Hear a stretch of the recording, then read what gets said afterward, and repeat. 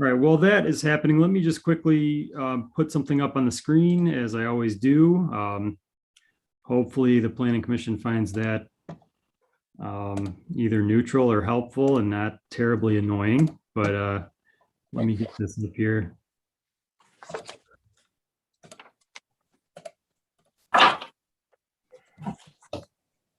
So good evening, everybody. I'm just going to show this screen. I'll turn my video off just in case there's any glitches when I have my screen share and video up. So thank you for attending tonight's Planning Commission meeting, everybody out there. This is a regular remote meeting of the Planning Commission. We're holding the meeting remotely due to the need to mitigate the spread of COVID-19 and to be consistent with Public Act from the state of Michigan and a declaration of a health emergency in Wayne County, and also the direction of our Board of Trustees. Tonight's agenda will include a public hearing item, which is case 21-033 for 42061 Ecorse Road for rezoning. It will also include 3 new business items. One is a discussion regarding that rezoning. There's also a site plan review regarding a project at 50255 Michigan Avenue for Subaru Research and Development, and also a site plan review regarding Kojayan Van Buren Acquisitions LLC at 6615 Haggerty Road. The meeting is being broadcast on YouTube. It's also being hosted on Zoom. And I will turn this over to our acting chair, Brian Kelly. And as we do roll call tonight, if everybody could just mention if they're present and mention whether they're attending remotely in Van Buren Township or outside of Van Buren Township, that would be helpful. So thank you, everybody. I'll turn this over to acting chair, Brian Kelly. Good evening, everyone. Welcome to the Charter Township of Van Buren Planning Commission meeting for Wednesday, October 27th, 2021. I'm going to call the meeting to order. I will start with a roll call. Jeff Jar. Here in Van Buren Township. Brian Cullen. Here, Van Buren Township. Medina Atchison. Here, Van Buren Township. Callie Barr is excused. Sherry Budd. Here in Van Buren Township. Brian Kelly. And I'm here in Van Buren Township as well. So we have an agenda before us this evening. Do we have a motion to approve the agenda? Mr. Chair, I move to approve the agenda as submitted. Do we have a second? I'll support. Motion by Commissioner Jar, support by Commissioner Cullen. Do we have any additions or corrections for the agenda this evening? Seeing there's no comments on it, I would ask for a roll call vote. Medina Atchison. Yes. Sherry Budd. Yes. Brian Cullen. Yes. Jeff Jar. Yes. Brian Kelly. Yes. Our first item on the agenda tonight is approval of minutes from the regular meeting of October 13th, 2021. Do you have a motion to approve the minutes? Through the chair, Yes. I would make a motion that we approve the regular meeting minutes of October 13th, 2021. Thank you. Do I have a support? Support. Yes. I have motion by Commissioner Budd and support by Commissioner Cullen. Are there any additions or corrections regarding the minutes? There appear to be none. I'd ask for a roll call vote, please. Jeff Jar. Yes. Brian Cullen. Yes. Medina Atchison. Yes. Sherry Budd. Yes. Brian Kelly. Yes. So that would bring us up to the public hearing on our agenda. We have a public hearing is item number 1. It's case number 21-033. It's a DTE energy rezoning request. The applicant, Christopher Becker, on behalf of DTE Electric, seeks to rezone the property located at 42061 Ecorse Road from C1 General Business District to M1 Light Industrial. The property is located at 42061 Ecorse Road, tax parcel ID 83-041-99-0004-001 on the south side of Ecorse Road between Haggerty Road and Kirkland Park Drive. You have a motion to open the public hearing? Through the chair, I move to open the public hearing for item number 1. There's support. Motion by Commissioner Jar and support from Commissioner Bud. We have a roll call to open the public hearing, please. Brian Cullen, Yes. Medina Atchison, Yes. Sherry Budd, yes, Jeff Jar, yes, Brian Kelly. Yes. Our public hearing's officially open. Do we have anybody here this evening that would like to speak on this agenda item? If they do, please, think we can signal by raising their hand or speaking up. So that's correct, Director Powers. Yes, Mr. Chair, I will just mention that this part of the agenda is for comments from anybody in the public who's interested in this case who is not part of the applicant's team. The applicant will have a chance to describe their request in the first item under new business. So this is just for anybody out there who maybe received a postcard in the mail or saw the notice in the Belleville Area Independent and is interested in the purpose of the rezoning tonight. So now's the time to participate. If you want to raise your hand virtually, enter a comment into the chat, or speak by dialing *9 with the phone if you dialed in on the phone.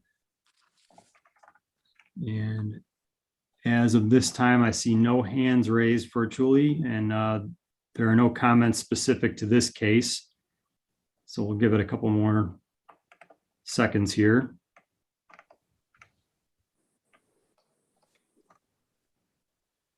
And there continue to be no hands raised, so I think it's appropriate to close the hearing. As it appears that we don't have any public comments on this agenda item, do we have a motion to close the public hearing? Mr. Chair, so moved. Motion by Commissioner Jar. We have support. Support Medina Atchison. Support by Commissioner Atchison. Thank you. Could I have a roll call on this, please? Sherry Budd, yes, Medina Atchison, Yes. Brian Cullen, Yes. Jeff Jar, Yes, Brian Kelly. Yes. All right. That issue is now closed. So that brings us to our first item underneath new business, which is case number 21-033 DT Energy's rezoning request. The applicant, Chris Becker, on behalf of DTE Electric, seeks to rezone the property located at 42061 Ecorse Road from C1 General Business District to M1 Light Industrial. The property is located at 42061 Ecorse Road, tax parcel 83-04199-0004-001 on the south side of Ecorse Road between Haggerty Road and Kirk Ridge Park Drive. We'll have a presentation by staff and the consultants. Director Powers, do you have anything that you'd like to address before moving on to our consultants? I'll just briefly say that the purpose of this rezoning is to pave the way for the construction of a substation by DTE Energy or DTE Electric, excuse me. And the first step that they'd like to pursue is a standalone rezoning request to the Planning Commission. So that's the purpose of tonight's meeting. There are rezoning criteria in the zoning ordinance, which the planning consultant, Ms. Vidya Krishnan, explains very thoroughly in her report. And so the bulk of our consultant review comes from her, and there is no site plan review at this time. So it's really comes down to the findings in the report by the planner. So I'll go ahead and defer to Vidya Krishnan at this time.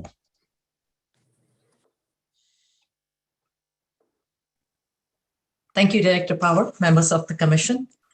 The Planning Commission can consider a request for rezoning and then make a recommendation on it to the Township Board of Trustees. The authority to do this is granted to you under the Michigan Planning Enabling Act and the Michigan Zoning Enabling Act.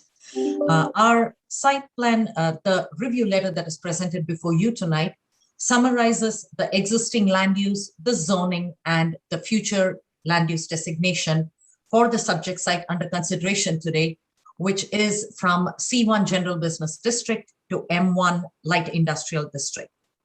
The property is master planned for office light industrial uses. To the north, the site is currently used by Ashley Capital for their new warehouse distribution center that was recently approved and the ITC corridor. It is currently zoned MT, and the ITC corridor happens to be zoned R1B, single family residential. It continues to be master planned as industrial trucking and single family residential. This site abuts the ITC corridor to the south and to the west. However, to the south and the west, it currently is zoned RM, multiple family residential, even though it's the ITC corridor. And in the future, to the south, it is master planned industrial trucking, and to the west, it is master planned multiple family residential. And immediately to the east of this site is an existing industrial warehouse, which is also master planned office and light industrial. Now, our zoning ordinance has a series of standards based upon which the board considers every request for rezoning. I shall go over those in brief. The first one is if the requested rezoning is consistent with the goals, policies, and objectives of the master plan and sub-area plan. Now, the master plan, as I mentioned, designates the subject site and the abutting parcel to the east as office light industrial, while to the north and south, it is light industrial, industrial trucking district.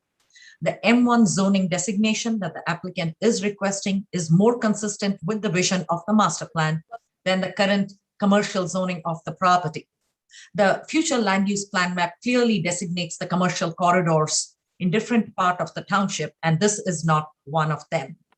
The use of the parcel for the DTE substation will actually provide for the utility needs of the major developments that the Planning Commission has in recent times seen along the Tyler, Ecos Road, and Haggerty Road corridors. Although the parcel to the north and to the west are currently zoned single-family residential and master planned as such, this is the ITC transmission corridor, and there is no feasibility of ever building any structures in this area. It will remain as an open area of land with no buildings built on it even in the future. The second criteria is if the requested rezoning is consistent with the intent and purpose of the zoning ordinance. The zoning ordinance imposes regulations and standards in the form of setbacks, landscaping, building height, and various other standards in order to regulate the use of land appropriately. Now, this is a very small parcel of land. Director Power, if we could pull up the aerial of the site, it would be helpful. It's only 2.14 acre parcel. It has got an industrial warehouse on one side and a major Wayne County drain along the north and along the west side too, which makes it a very challenging parcel to develop if you were to develop it for a commercial use. While a commercial use over there might service the employees of the abutting industrial areas, the Belleville Road main commercial hub corridor is not far from this area at all. And as such, the site is not suitable for commercial businesses. The use of the parcel to accommodate a utility substation, which would actually serve all of the mega industrial developments in and around it, is a more appropriate land use. But is the capability of the street system able to handle the traffic that would be generated by this use? Now, the site has a single lane along its frontage for Ecos Road. Ashley Crossroads, that is located to the north, is building a center lane starting from the east end of this parcel on Ecos all the way till the light at Haggerty. So there will be a center lane. This is an unmanned facility. They will have only one employee come occasionally for maintenance. The only traffic the site is likely to receive if they have any major equipment upgrade or major maintenance or repairs to be done. Otherwise, this is not a site that will on a regular basis receive any kind of traffic. Is the township's utilities and services sufficient to accommodate the use? This site does not require water or sewer facilities, and it will actually add to the electric capacity of the township itself and all the businesses abutting this area. Is this rezoning being requested in order to correct an error in the zoning ordinance or zoning map? That's one of the standards. And we don't believe there are any errors in the zoning map. So the rezoning is not being granted in order to correct any kind of perceived error. Over the past few years, the township has received a high demand for new industrial development and expansion of industrial uses. The addition of a substation provides necessary electric and utility to support these businesses in the future for their continued growth. Is this amendment expected to result in exclusionary zoning? Exclusionary zoning basically means you're zoning land to exclude a particular use. In this case, the substation that they're proposing to build is actually permitted under the current C1 district also. However, the setback and the site design requirements of the C1 district are much more intense owing to the fact that it is designed for customers to come and leave. So the applicant is requesting to rezone it from C1 to M1, even though the same use would be permitted, in order to design it under the M1 district standards, which would be more in accordance with what is the existing pattern of development in the area. The next table summarizes all of the uses that are permitted in the current C1 district and the one that would be permitted in the M1 district, the principal permitted uses and special land uses. And as mentioned, the use as proposed would be allowed in both districts, but the M1 is more suitable for this parcel. Is the rezoning compatible with the site's environmental features and characteristics? Now, the site is currently a vacant wooded lot. According to MDEQ, which is now known as Eagle, Wetlands Map Viewer, a significant portion of the site has got wetlands located on it, and some of which are regulated. Although the FEMA plan shows this as to be an area of minimal flood hazard. The applicant's proposal to construct a substation will be presented to the Planning Commission at a future date. As Director Power mentioned, this at this time is only seeking a rezoning of the parcel. If the rezoning is requested, would the boundaries of the district be reasonable compared to the surrounding districts? We believe the standard is met because it will abut M1 zoning to the east. We have MT across the street. As I mentioned, the existing C1 district's required front yard setback is 75 feet. With the location of the storm drain across a portion of the property and wetlands, a 75-foot setback would really make the building envelope on this site very, very challenging. By contrast, the M1 district has a front yard setback of 50 feet, which actually helps the applicant pull the proposed building slightly to the front so that they can preserve the trees and avoid the drain and the wetlands that are located in the south and the west side of the site. If the rezoning is allowed, would it be more appropriate to change the current district's use profile rather than rezoning the parcel? As I mentioned, the use is permitted under the C1 and the M1, with the M1 being more consistent with the master plan's vision for the area. And finally, the creation of this M1 parcel will not create an isolated spot zone.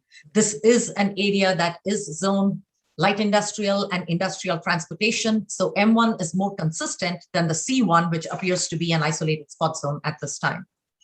Based upon our review of the proposal, it would be our recommendation that the Planning Commission recommend to the Township Board of Trustees a rezoning of this parcel from C1 to M1 designation because it meets the 12 standards as listed in our review letter dated October 14th of 2021.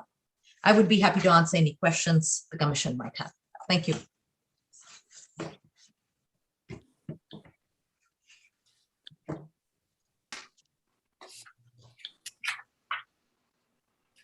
Thank you so much. Do we have the applicant available for any presentation or comment regarding their application?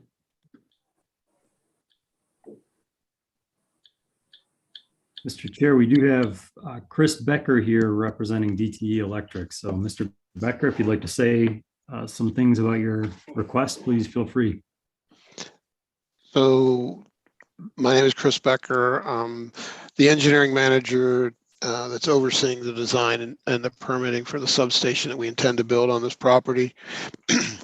We did reach out to the township early on and had the discussion about the C1, M1, and the M1 being more consistent with what is actually there in the long range plan.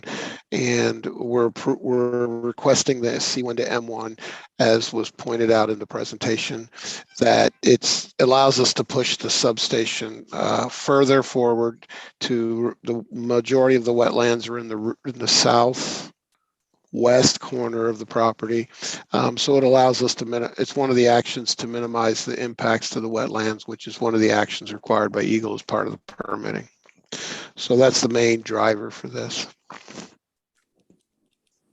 at the end of your guys' packages that Dan presented out, there is a preliminary proposed site plan for the project. I believe that's in all your their packages, correct, Mr. Power? It is, and I'll put it up on the screen briefly while we continue to discuss, and I'll take it down shortly. Let me just get to it in my packet here, and I'll put it up on the screen.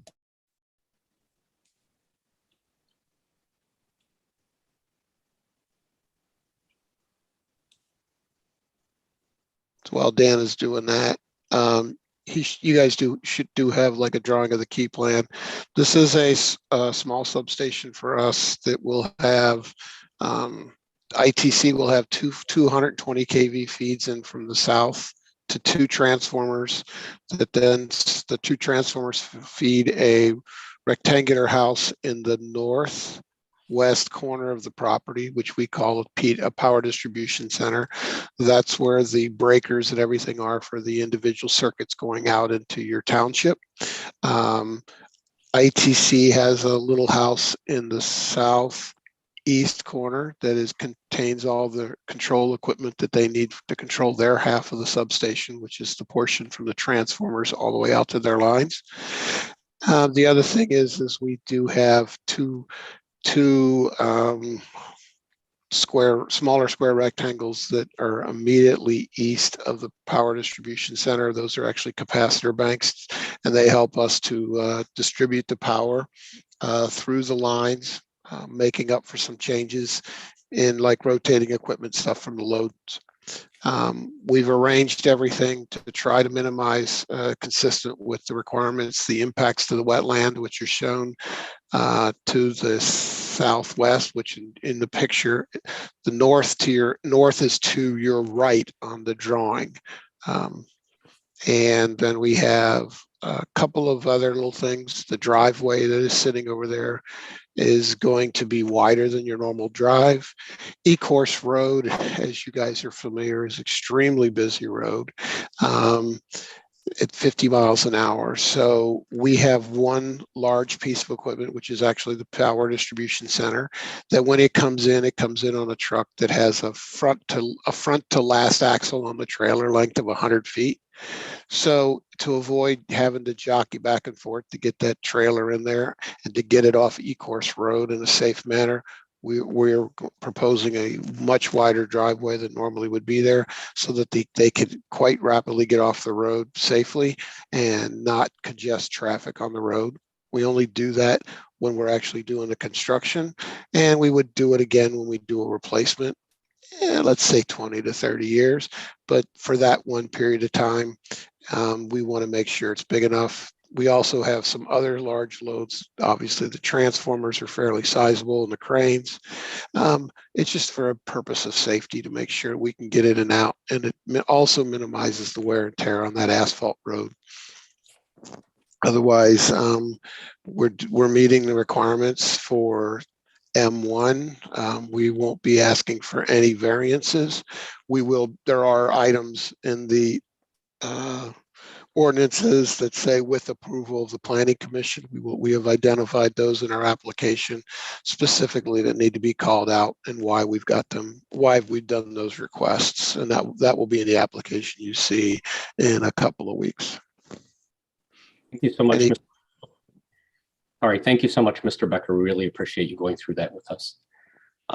That would bring us up to public comment at this point on this agenda item. Do we have any public comment today or regarding the request for rezoning for the DTE site? Thank you, Mr. Chair. So yes, now that there's been a little more description of this item post public hearing, I want to give anybody else a chance in the audience to state any questions or any comments about the case. And now I do see a hand raised, but that was a hand from a panelist. So I think there are no questions from the audience here. I saw that hand go back down. So would conclude the public comment. Okay. There's no public comment. Do we have any questions or comments from any commissioners on this agenda item? Mr. Chair, Commissioner Jar, yes. I have a question for staff or possibly the applicant. Is this rezoning request intended to be conditional on the approval of the site plan for the substation, or is this simply a rezoning request not conditional on site plan approval? This is No. not a conditional rezoning request, Yeah. just a straightforward rezoning request. Correct. What I thought, I wanted to make sure that's what we were dealing with. Okay, thank you. That was my only question. Thank you. Any other commissioners that have questions or comments regarding this agenda item? All right, as we have no other comments, are we ready to take action regarding the recommendation for rezoning to the Township Board?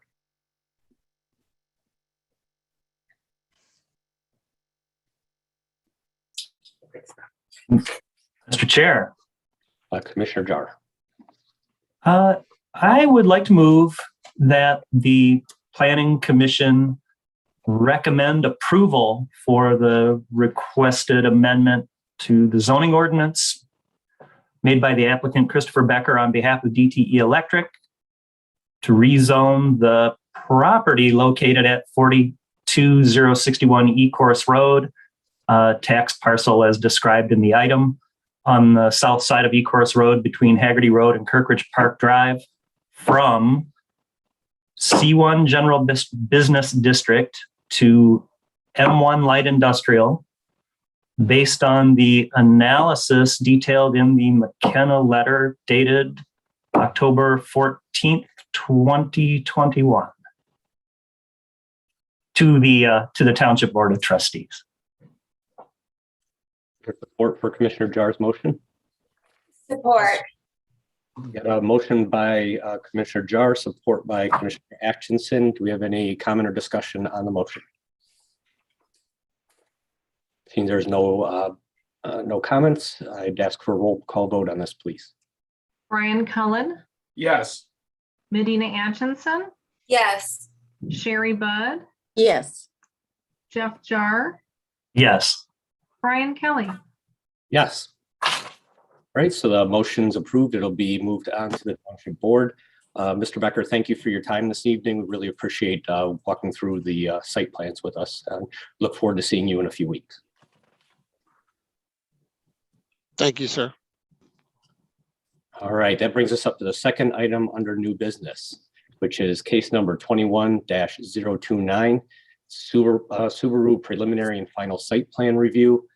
The applicant Spalding D. Decker, on behalf of owner Subaru Research and Development, Inc., seeks site plan approval to construct an approximately 1,900-foot long vehicle testing roadway connection to an existing research and development site and related site improvements.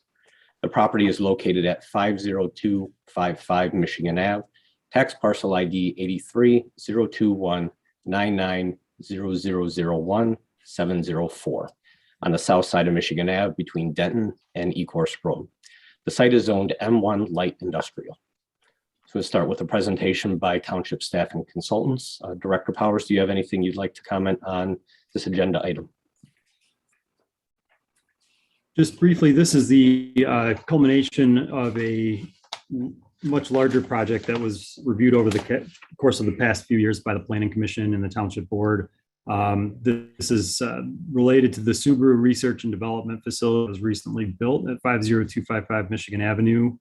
The building and site were largely complete in the summer of 2020, but in the original site plans that were approved for the project, you saw the roughly 1,900-foot long test track that is now under consideration by the Planning Commission as a future item to be reviewed in its own separate site plan review process. And so that's the purpose of the meeting tonight regarding this item, is to discuss the site plan specifically around the test track that's proposed, including impacts that you'll see comments related to noise, landscape buffering, engineering to the extent that there's engineering involved in the management of stormwater related to the test track.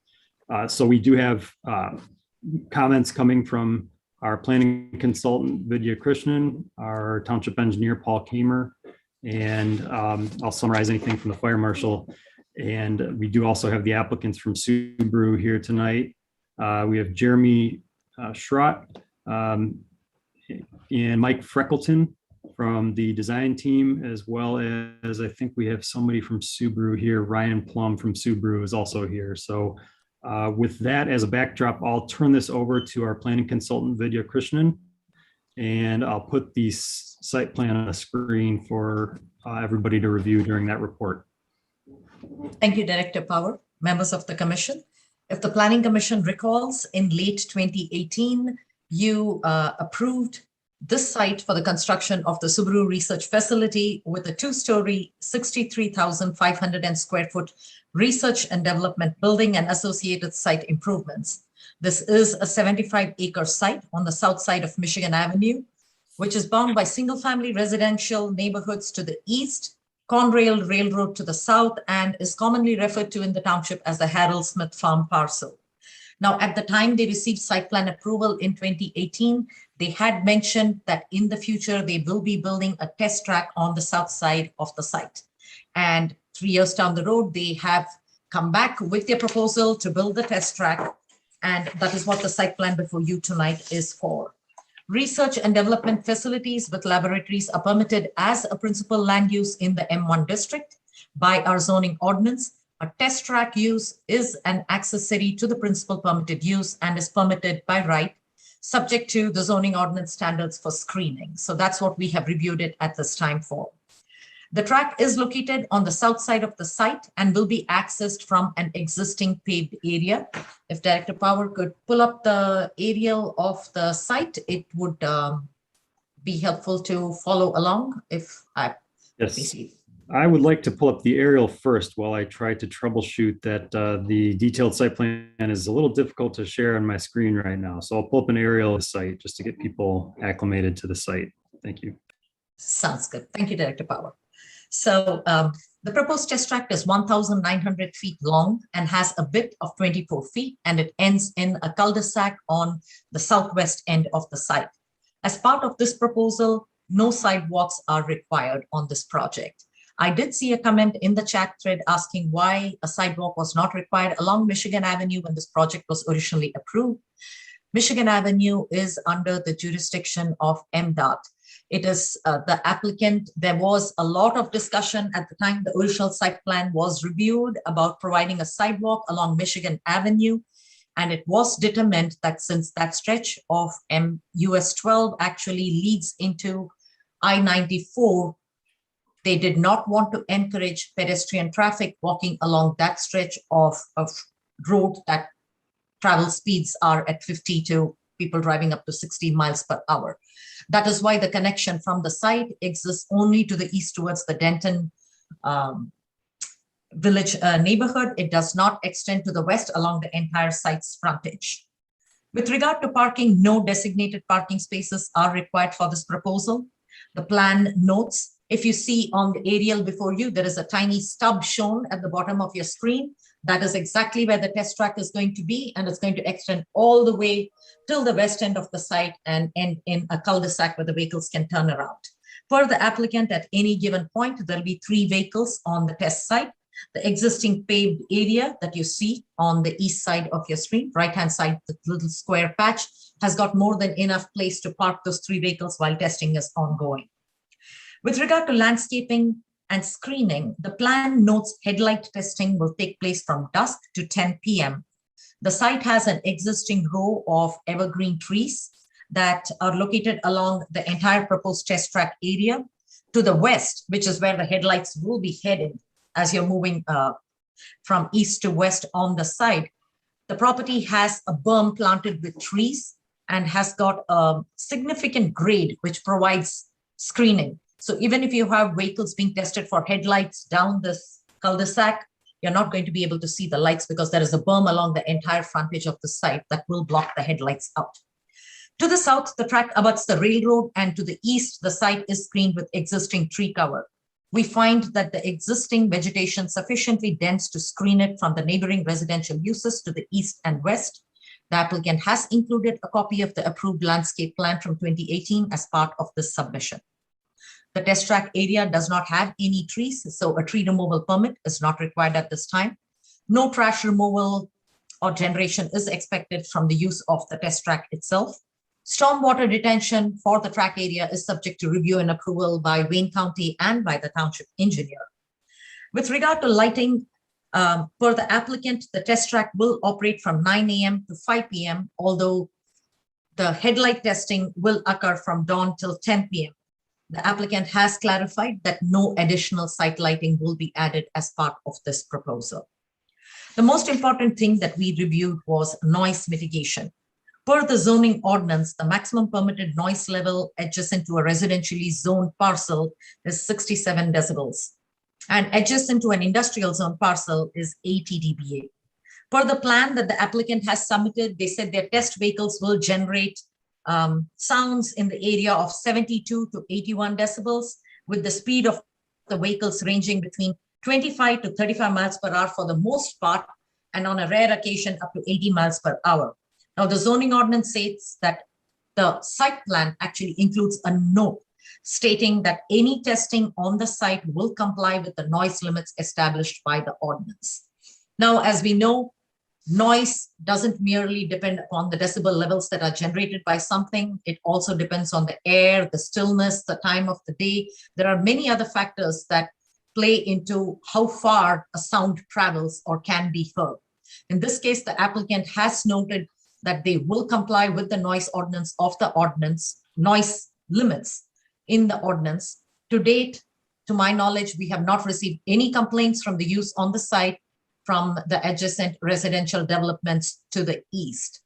By adding the note on the site plan, the applicant is agreeing that if ever their noise should become a source of nuisance, it will be subject to code enforcement and control.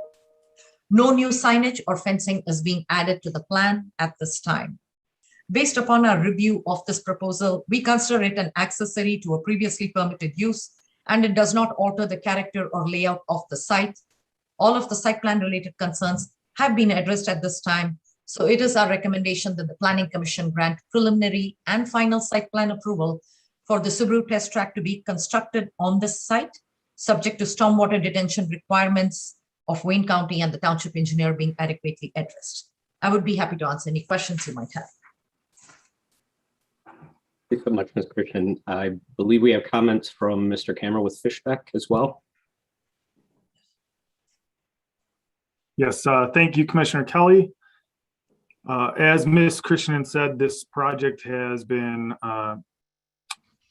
ongoing or was part of a larger plan back in 2018, with the test track being always being part of the future plans. So we took that into consideration while we reviewed the new set of plans. We reviewed the revised preliminary and final site plans dated September 29th, 2021 for preliminary and final site plan approval. And so in general, because there's no water service and there's no sanitary service as part of this, comments were limited. Some general comments that we have on the site, soil boring information, which the applicant did provide as part of phase 1, should be included as part of this phase of plans as well, so that when we go back and look at the plans and future sites, that soil boring information is also part of these plans. The next comment, I'm sorry. The main portion of this job that we reviewed as engineers or the engineering feasibility on this site was for the stormwater management. Now, the previous Subaru facility indicates that the drainage of the existing site consists of a combination of overland flow with swales, earthen berms, and open-ended culverts, an underground system that drains the parking lot and intercepts flow from the paved areas, and all leads into a detention basin system that was thoroughly reviewed as part of the phase 1 plans. The outlet for this site discharges into an existing 12-inch storm system that runs east along the enclosed Denton drain outside of the property. These plans, the new plans for this test site or the test track, show drainage swales and ditches collecting water along the length of the test track and collects them into a ditch or swale system that eventually dumps into the existing swale system just on the north side of the existing test pad, if we'll call it that, the square. The applicant has indicated on their plans, and looking back at the previous set of plans, this area was accounted for as part of the overall stormwater management plan as it relates to the storage and subsequent release of stormwater. As Ms. Christian mentioned, this was always part of the plan, so they had included that as part of their stormwater detention calculations. Looking back at the existing plans, however, there were notes and discussions that the undeveloped area, which is the area that we're talking about, will require additional Wayne County stormwater permit or at least review. The applicant, our main note, and from what we've discussed with the applicant, is that they must submit to Wayne County based on that requirement and the requirement of receiving a permit. And it is understood that the applicant has had discussions with Wayne County and that they do anticipate Wayne County granting a permit or granting either a permit or the non-requirement of a permit once the plans get reviewed by Wayne County. Our stance at this point is we don't see any major issues with the stormwater, the way that it's presented. However, we will require that notification from Wayne County, whether it is a permit because of what they've seen or the lack of the necessity for a permit. When we look through the plans, the one area that we have concerns with is, as I mentioned, the stormwater system itself was designed to handle the drainage of this area. However, the drainage patterns that the applicant is showing on their plans are slightly different than what was anticipated for the system itself. Within our letter, you can see there's a small little map that shows the areas in which will drain into the system versus areas that were previously going in a different direction. Again, when you look at these, it's not a major concern as far as will it be able to handle the stormwater runoff in the system. It's just a matter of that it needs to be displayed properly for future review, or if for some reason the property gets redeveloped. So with that, we don't have any other major comments other than our recommendation for the Planning Commission to grant the Subaru test track preliminary and final site plan approval, subject to the comments about stormwater management and their conversations with Wayne County not requiring a permit or granting a permit based on the layout that they have here. As we go through the pre-construction phase of the project, after it goes from Planning Commission approval to the construction phase, we do what we call an issued for construction review, issued for construction plan set review that requires the applicant to obviously fix all of these issues prior to them being able to move into that construction phase. And for this particular project, that Wayne County approval is the big item that needs approval at this time. So with that, those are the only comments that we have on this site. I'm happy to answer questions. As we discussed, this property drains properly and was designed for this test track previously.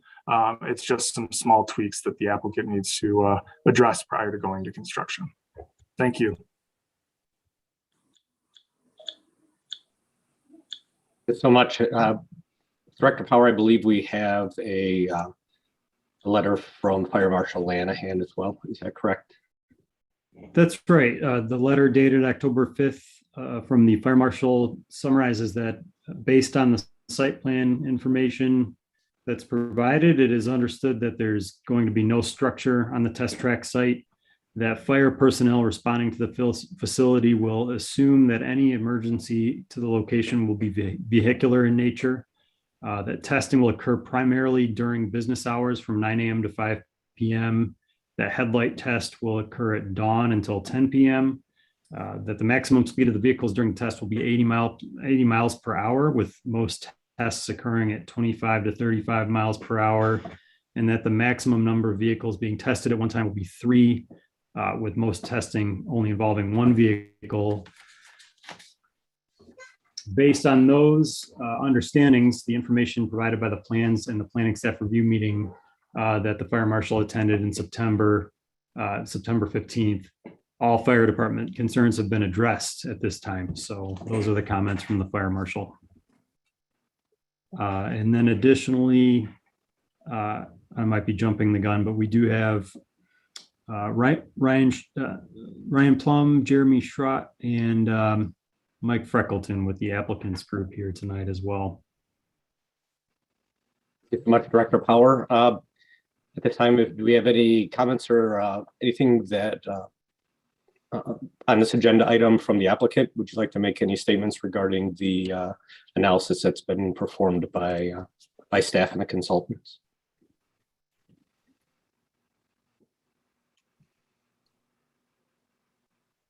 We'll give through the chair, let's give that a minute to promote the representatives from the project. We'll work on that for another minute if you'll let us do that. Let me just coordinate with the moderator a little bit here.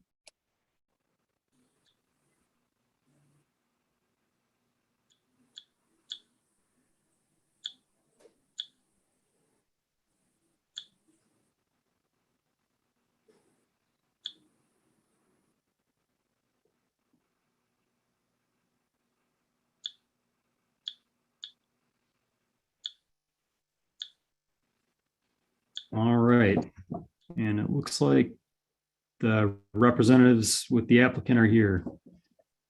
All right, thank you, and good evening, commissioners. Appreciate the reviews. I think the majority of the comments on the engineering side have either already been addressed as a part of the 924 submittal. I will follow up with Paul on the drainage patterns in general.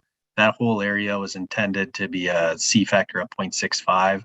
The calculations we show up on the top left of that sheet number 5.2 show that we're at a 0.33. So we are going to be producing less stormwater than what was originally planned as a part of that site. So in general, the storm system is more than accommodating for what we're planning to put through it.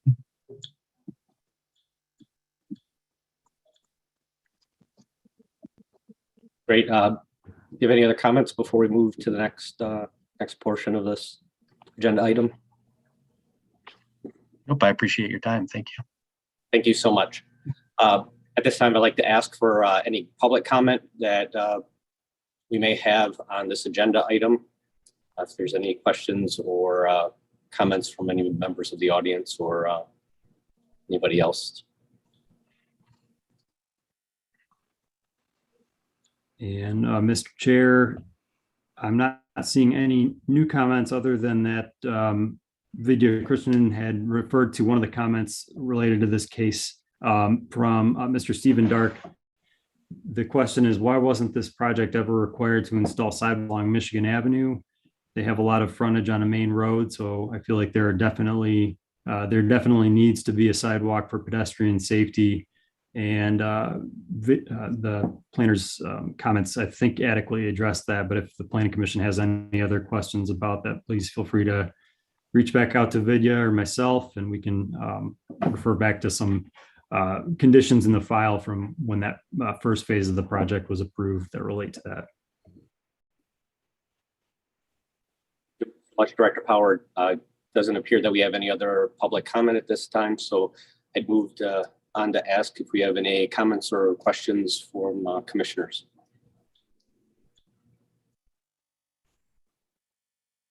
Mr. Chair, Yes, Commissioner Gar.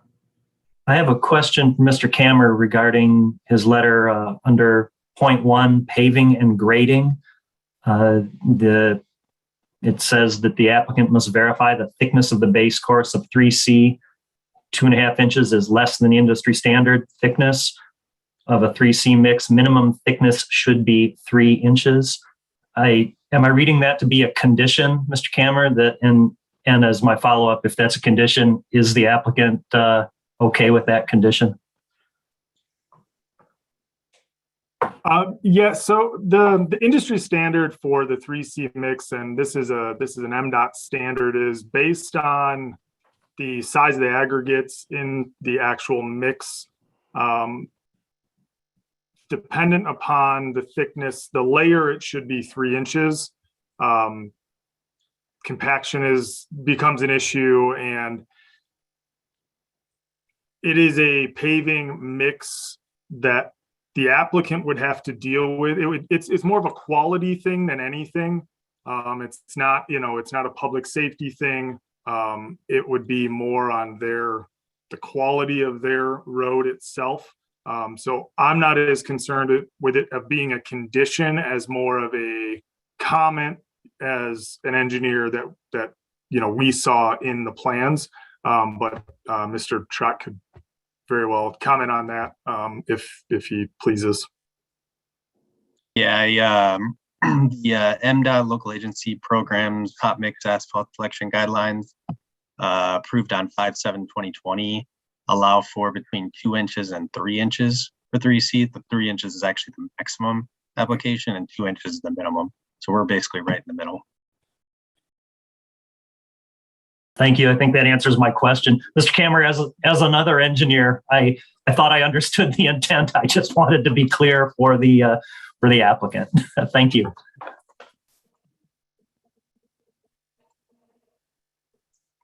we have any other questions from commissioners at this time?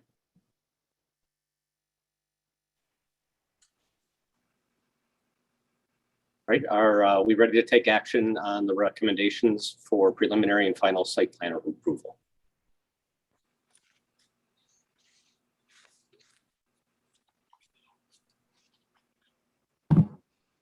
Through the chair, I move to grant the applicant Spalding Decker on behalf of the owner Subaru Research and Development, which is seeking site plan approval, preliminary approval and final site plan approval for case number 21029, Subaru, located at 50255 Michigan Avenue.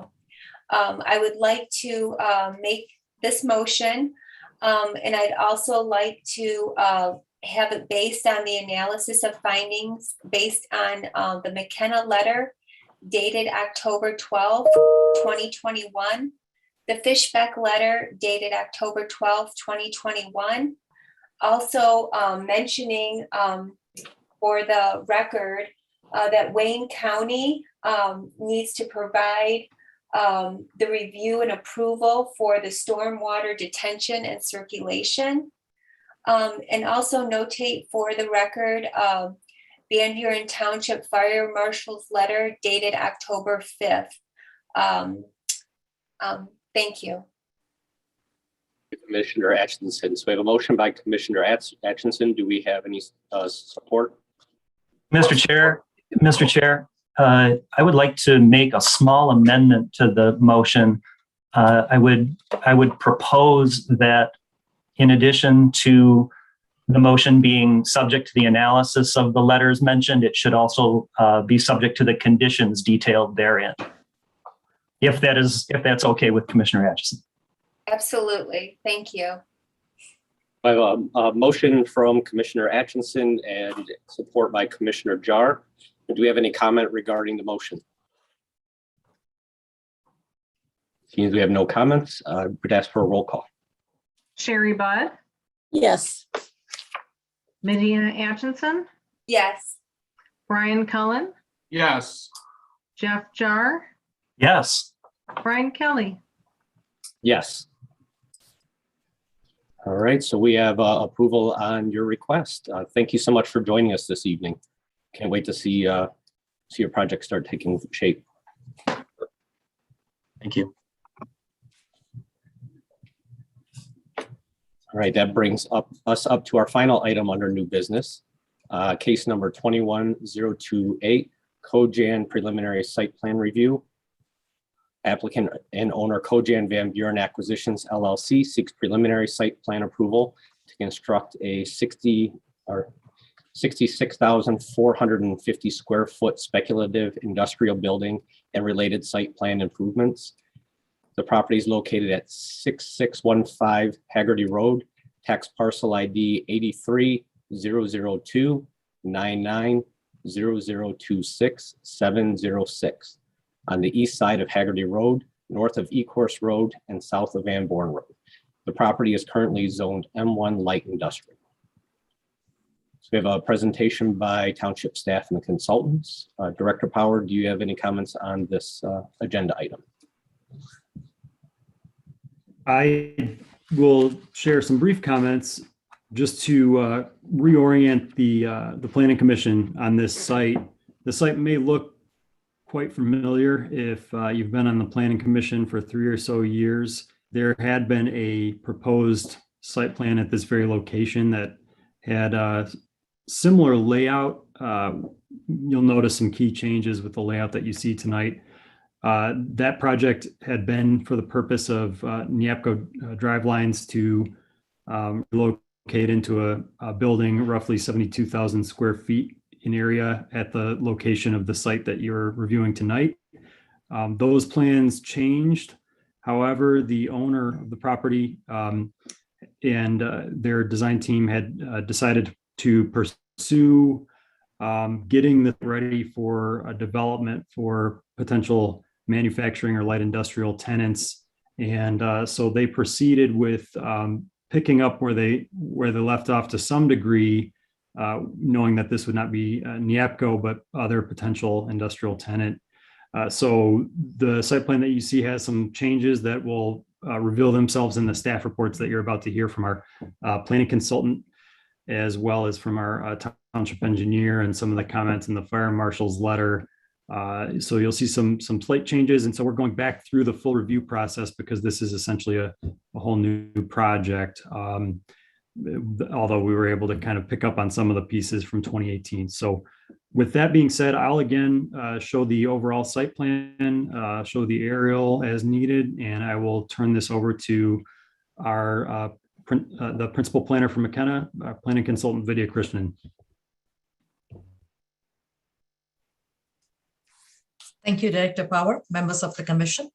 As you have summarized, this property was originally approved for Neapco in 2018, but after preliminary site plan approval, Neapco chose to make changes to their existing building, which is located immediately to the east of the site, and this project was abandoned. The owner of the project at this time has picked up the project where it previously left off with regard to some of the basic information, but the rest of it is changed because this is now a speculative warehouse. So the project is considered as an all-new site plan, which is what is being presented before you tonight. The site is zoned M1 light industrial, and the applicant notes the proposed use as light industrial and warehousing, which are both permitted by right in the M1 district. Although this is a speculative industrial building, we want the applicant to be aware that in the future, if they sign on any tenants, none of the tenants can be a heavy industrial user as is defined by our zoning ordinance. So they need to make sure that their tenants follow the list of principal permitted uses in the M1 district. All of the required site plan details are on the plan at this time. The site is multiple parcels with 5 different tax parcel identification numbers, and it appears that all of them have now been combined into a single 5.31 acre parcel. Based on the setbacks required for the M1 district and the encroachments permitted, the proposed building is compliant with the requirements of the ordinance. The maximum permitted coverage for buildings in the M1 district is 35%. The proposed coverage is 28.7%. And similarly, the building height permitted is 30 feet. The applicant has revised the building height to also comply. With regard to location of curb cuts, there are 2 proposed curb cuts. Director Power, would it be possible to bring the site plan up? If not, I can try sharing it. I might have more luck. It would probably be, easier to follow if there was a site plan up here. And just give me 1 second. Yep, I have a site plan on here. If I could share it. Let me just go ahead up. Here we go. Okay, so this is the site plan. I'm going to just 1 second. Okay, I'm going to zoom out a little bit so you can see the site to the extent possible. Okay. Okay. So the site plan proposes 2 curb cuts to the site of Haggerty Road on the northwest and southwest side of the site. North is this way to the left side of your screen, east is on the top side of your screen, west is to the left side, bottom of your screen where Haggerty Road is. The site plan shows a striping where there is a bar and there is a divider. We want the applicant to also show the turn arrows, right turn, left turn arrows to designate safe crossing. Cross access connections on the south side of the building. The original site plan, when it was approved for NIAPCO, showed a connection between this site and the site to the north because that was also owned by NIAPCO. When this applicant came forward with the site plan originally, they did not want to have a cross access because they wanted this to be a standalone industrial building by itself. However, the fire department decided that cross access is essential for fire and safety circulation on the site. As a result of which, there are 2 24-foot wide curb access cuts provided to the NIAPCO site. This is intended to be emergency access in the event of a fire or other emergency. With regard to sidewalk, the plan indicates 5-foot wide concrete sidewalk along the site's Haggerty Road frontage, and there are connections with existing sidewalks on the north and south sides of the building. If you can see, these are the sidewalk connections going to the north and south sides of the building where the office areas are. Crosswalks are provided within the parking lot. On the east side of the building, the plan indicates a 4-foot wide concrete walk. This is an at-grade concrete pad, kind of concrete landing. It's not technically a sidewalk. However, this side of the building also has doors. The applicant has got more than enough room in this aisle to make this into a 5-foot wide at-grade sidewalk, which is what we recommend they do.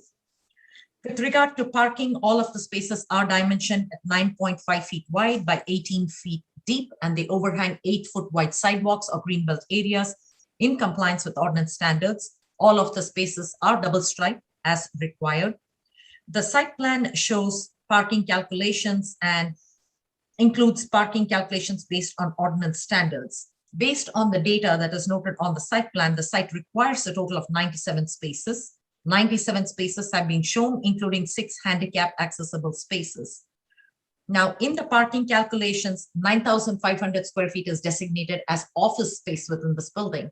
But the floor plan just shows a blank white box building. It doesn't show where this office space will be located. So we do need an updated floor plan showing which area is being counted towards office. We do understand that offices might shift based upon the future tenants of the building, but since they are using a specific square footage in order to provide exactly the amount of required parking, we need to see where exactly this office space is going to be located. 6 barrier-free accessible spaces have been provided and they are ADA compliant. Loading spaces are also shown. We do have truck wells on the northeast and the southeast corners of the building, and the truck wells are shown in that area. The ordinance has specific requirements regarding landscaping along the frontage. within the parking lot, within the loading area, the green belt, and within the open space areas. All of these landscape requirements have been met by the applicant with detailed calculations added on the plan. A tree removal permit is required if any trees larger than 5 inches caliper, which are considered as regulated trees, are to be removed.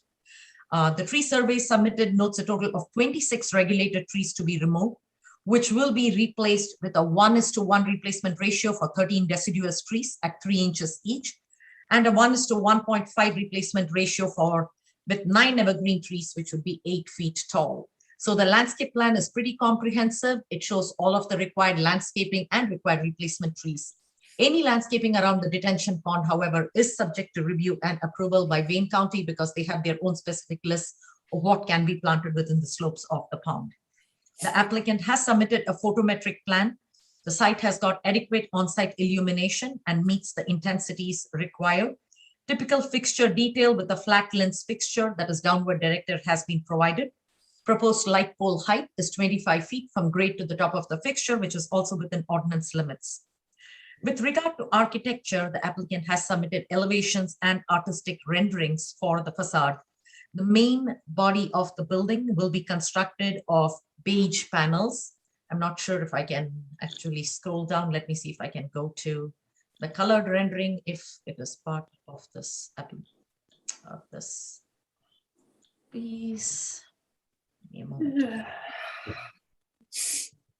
Ms. Krishnan, I do have that available if it's not in Yes, your. I will stop share if you could kindly show the colored rendering.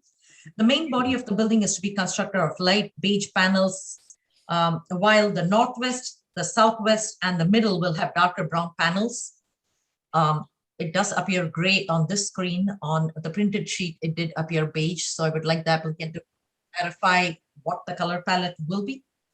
The facade mass is broken up by creating jogs in the building wall, as you can see over here, and adding small bands of windows. We had previously made recommendations for the windows to be made bigger on the end caps of the building where the office is to be located. And the applicant has done that in order to make the building look better. Since this is the facade that will be facing Haggerty Road, we wanted to make sure that there are some enhancements that don't just present it as a large warehouse building, which the applicant has done. I would defer to the applicant to explain the color palette because sometimes the print versus what you see on the screen don't necessarily translate into the same color shade.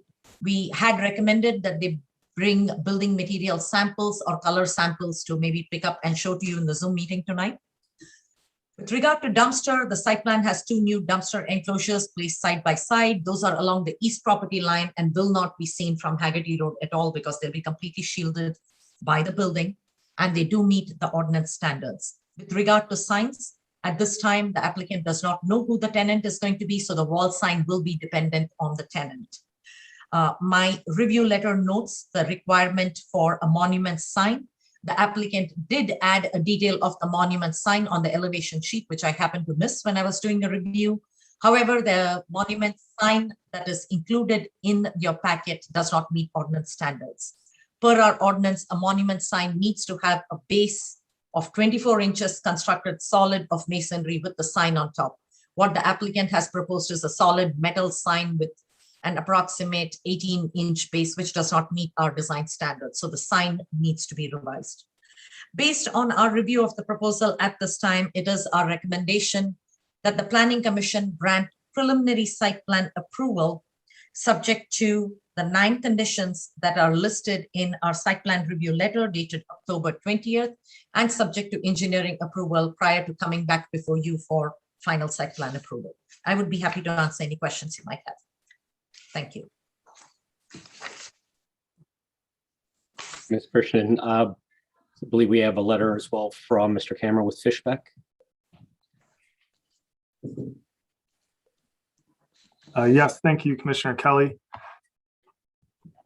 Our letter dated October 21st, 2021. Fishbeck has reviewed the revised preliminary site plan submitted to the township for preliminary plan approval for the proposed Cogean outlet development. Fishbeck had previously recommended preliminary site plan approval in our letter dated September 8th. 2021, and this is a update to that letter based on the resubmittal from the Fire Marshal's comments. And as just a reminder, at this time, Fishbeck examines and reviews for the feasibility of engineering aspects of the site design, but will not conduct a full engineering review until the engineering review submittal. Ms. Christian mentioned most of the building and parking lot features.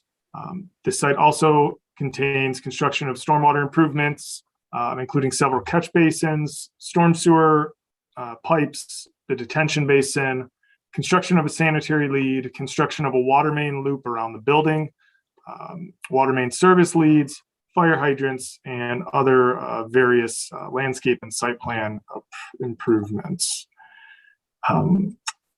Typically, as we find with most preliminary site plan submittals, there are a slew of general conditions that we like to see that we mention to the applicant as part of their leading into engineering. So under the general comments, there are, I think, 10 items that the applicant needs to include as part of the engineering plans, which I will not go over, as they're more information based for engineering review. Moving on to the water main service, the township GIS records indicate an existing 12-inch water main that runs north and south along the west side of Haggerty Road, and running north and south along the west side of the adjacent property, which is the Neapco property. The proposed plans indicate that the cogen site will have an 8-inch water main loop with 2 connections to the existing 12-inch water main running north and south along the east property line, the Neapco property side. The water main loop around the proposed building feeds 3 fire hydrants and has service leads into the building, a 6-inch service lead, or I'm sorry, a 6-inch fire lead and a 4-inch domestic service lead. There is a separate fire hydrant lead proposed on the east side of the building that connects into the existing 12-inch water main from the Neapco site. So based on that layout, our comments in the letter, I'll go through the bigger or the main comments. The landscape plans must indicate no trees being planted within the water main easement. The plan indicates 3 areas where the proposed water main easement will require an easement from the adjacent property owner. These easements must be maintained prior to moving into the construction or getting into the pre-construction meeting.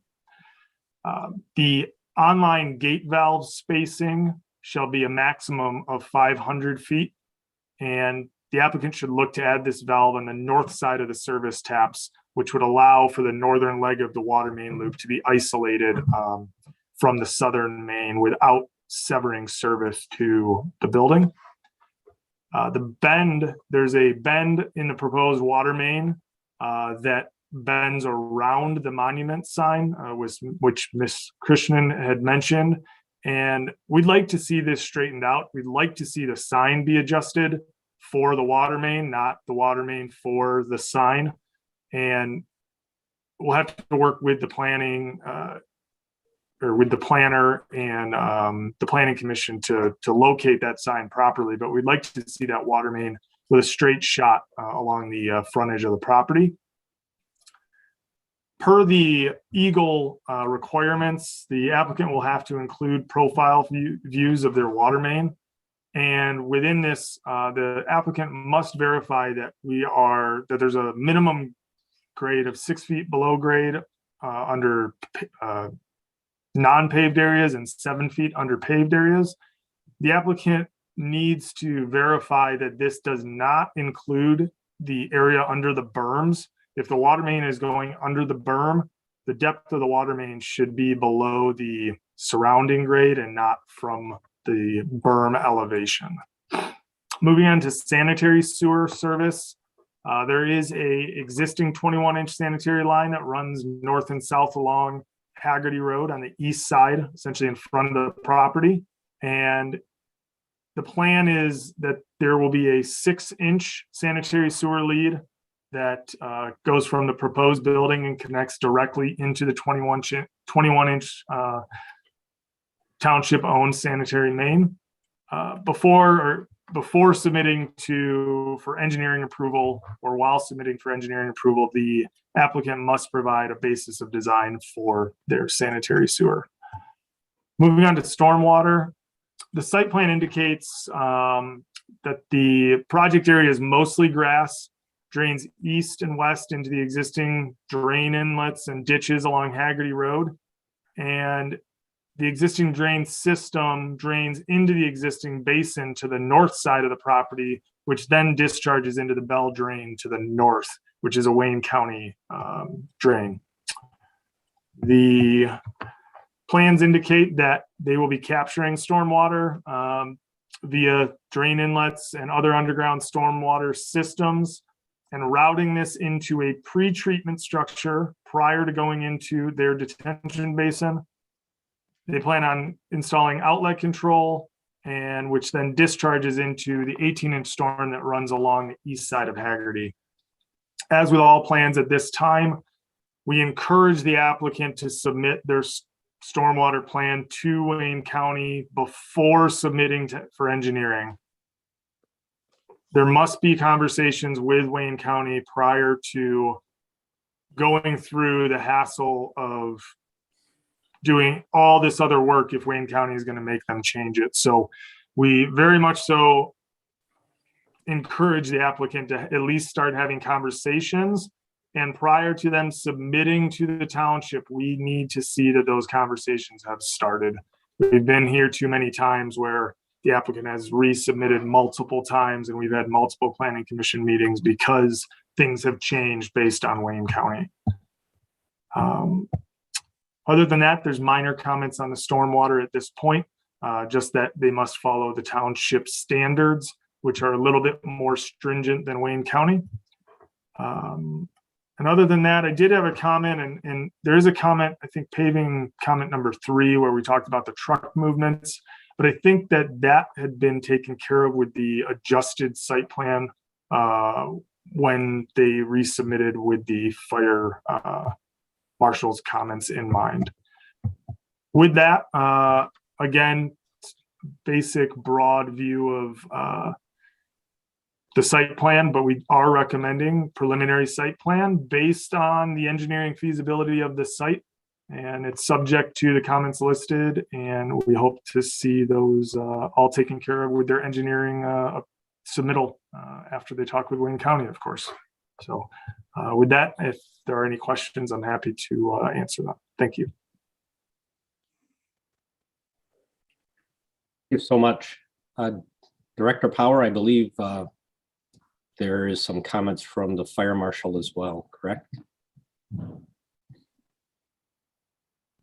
There are. This is a site that is a little bit challenging from a fire access standpoint because of its long, narrow shape. And so there were a number of adjustments made throughout the site plan review process based on the Fire Marshal Linehan's comments. You can see some crossed out notes in his report indicating a lot of these comments have been addressed. I'll just summarize his comments briefly that are left in the report here based on the most recent submittal before you. So the Fire Marshal had a letter dated October 15th.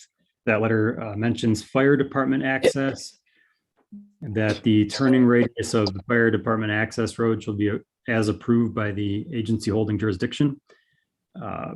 Comments regarding the east side fire access lane have been addressed. It's been widened to 27 feet, which addressed a lot of the previous comments showing concern about the turning radius of different vehicles that would access that side of the site. The cross access on the east side of the property has been reintroduced to the plans, which is a benefit for the fire department's access so that they can get to and from the site, not just from Haggerty Road, but from the adjacent site. There's a comment on water supply and fire flow. that the maximum distance to a fire hydrant from the closest point on the building shall not exceed 400 feet. The fire hydrants that were requested have been added to the plans. There's a comment that the length of the building at 594 feet is too long to deploy hose lines from the north and south sides into the building. If the plan for the building is to divide it into suites, additional doors will need to be added to the east side of the building, and the plans show only one door off the east side fire access lane.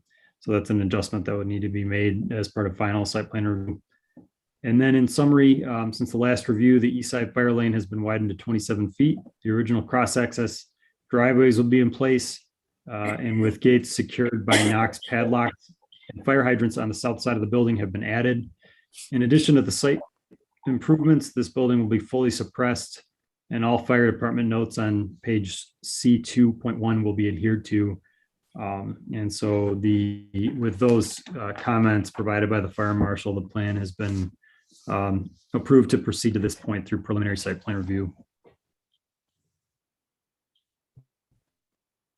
Thank you so much, Director Power. Brings us to presentation by the applicant and comments from the applicant. Looks like we have a representative here. Is that correct? Yes, thank you, everyone. My name is Tony Antone from the Kajoyan Companies. I want to thank Dan, NVIDIA, and Paul for their reviews. And I've had a nice working relationship for many years with the township. I appreciate everything that you guys do. As Vidya mentioned, this site was originally going to go to NEAPCO.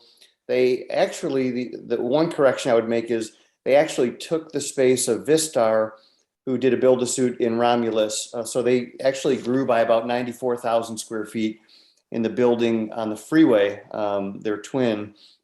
So they are growing by leaps and bounds, and this building could still end up being for them.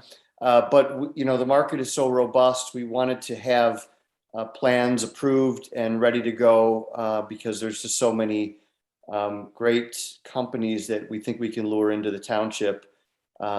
So we believe that by having a product ready to go and fully approved, we can bring some great jobs into the area. I really don't have any further comments. I think that we can clean up all of the small items that were mentioned by Vidya and by Paul. Jim Butler is probably somewhere available if you want to hook him in, but in essence, I believe that you know, that we're fine with all of those changes. We think that we'll be able to make them quickly. The color palette was sent, I think, this morning by Dave Brinkmeyer, our architect. Dan, you should have been on that email if the Planning Commission wanted to see those colors. But yes, it is a beige palette. I think it's going to be a really handsome building and it's going to complement the area very well. We just now have to focus our efforts on getting Haggerty Road repaved, but that's a whole different story, I know. Yeah. Thank you so much. Through the chair. Yes, Director. Haggerty Road repaving is very much a priority of the township. I agree with that. And I will also say we did get the color palette in from the applicant last night. I did forward that in an email to the Planning Commission, but I think I did show maybe not the most ideal photo earlier. I'm going to just share the screen briefly to show the actual color palette image from the applicant. Great, yeah.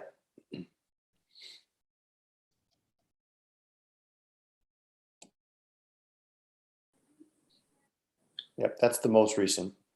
Did you say beige, Mr. Antone? I still see it as gray. Must be just my eyesight. Well, I guess when you incorporate the precast concrete panel too, it is a beige and a gray palette. Yeah, you're right. Yeah. It looks good. Okay, good.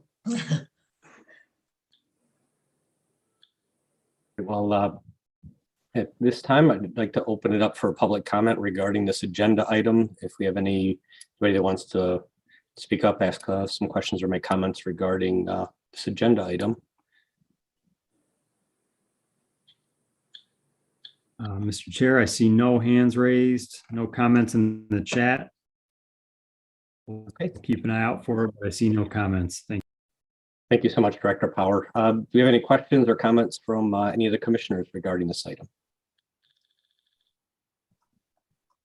Mr. Chair, my only comment would be that I'm glad to see the project moving forward again. I thought the building looked nice and appropriate the last time it was in front of us, and I believe it looks good now. And thanks to the applicant for sending the material sample.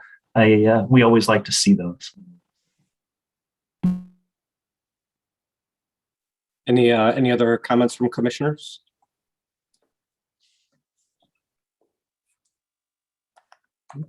It appears we have no other comments or questions from public or from commission.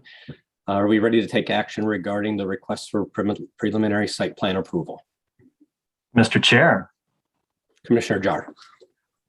I move to grant the applicant Kajoyan Van Buren Acquisitions LLC preliminary site plan approval to construct a 66,450 square foot speculative industrial building along with related site improvements at the site located at 6615 Haggerty Road, tax parcel 83,00299,0026,706, based on the analysis and subject to the conditions detailed in the McKenna letter dated October 20th, the Fishbeck letter dated October 21st, 2021, the Van Buren Township Fire Report dated October 15th, 2021.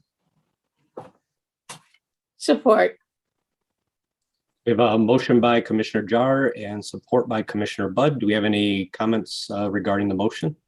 If we have no comments, I'd ask for roll call. Nadine Ashenson, Yes. Sherry Budd, Yes. Brian Cullen, Yes. Jeff Jar, Yes. Brian Kelly. Yes. All right, the motion passes. Thank you so much, Mr. Antone, for coming in this evening and walking us through the plan. We really appreciate it. Thank you all very much. Appreciate it. Have a great night. You too now. All right, that was our last agenda item. We are now on to general discussion and updates. Do we have anything for general discussion or updates this evening? I do have a few items to the Planning Commission. There is a student at Wayne State University. Looks like she's actually on the call, not to put her too much on the spot, but her name is Ashley Harris. She is looking to potentially ask some questions of our planning commissioners. So if you have any availability, just shoot me an email. Let me know if you're willing to have me connect you with her. And it sounds like she has some questions to ask about being on the planning commission. So please do reach out to me and let me know if you can spend some time doing that. We also have some updates on just the overall meeting schedule for the following months of 2021 that we have left. We will not be meeting the days before Thanksgiving or a couple days before Christmas. So we will only be meeting yet this year on November 10th and December 8th. So just 2 meetings left in 2021. So thank you very much for a very productive, often year marked by long agendas. So just 2 meetings left this year. I will say also for any planning commissioners that haven't been to 2 different training classes yet this year, please reach out to me and let me know. Continue to coordinate with myself and Brittany Williams in the planning and building department. We just want to make sure we get you to classes. There's a lot of different opportunities. This year has been kind of a la carte approach. We're kind of just forwarding things as we see them come up. Looking forward, we'll get back into more of a routine with getting newer members who haven't been part of the Citizen Planner program directly involved with that program, because it's a good way to get you kind of a broad base of understanding and planning. But again, do reach out to me if you haven't been to 2 different trainings yet this year, and we'll get you set up with them. That is all that I have. Any other comments or anything from any of the other commissioners this evening? Through the chair, Director Power, 2 training sessions is a requirement for us, right? That is correct. Okay. Just checking, what, not optional. That's right. All right, if there's nothing else for general discussion, I'd look for a motion to adjourn this evening's meeting. Make a motion to adjourn. Or Motion by Commissioner Budd, support by Commissioner Cullen. All in favor, say aye. Aye. Great, and we are adjourned. Thank you so much, everyone. Have a great Good night. night, everyone. Good night. Good night. night. Thanks, everybody. Take care.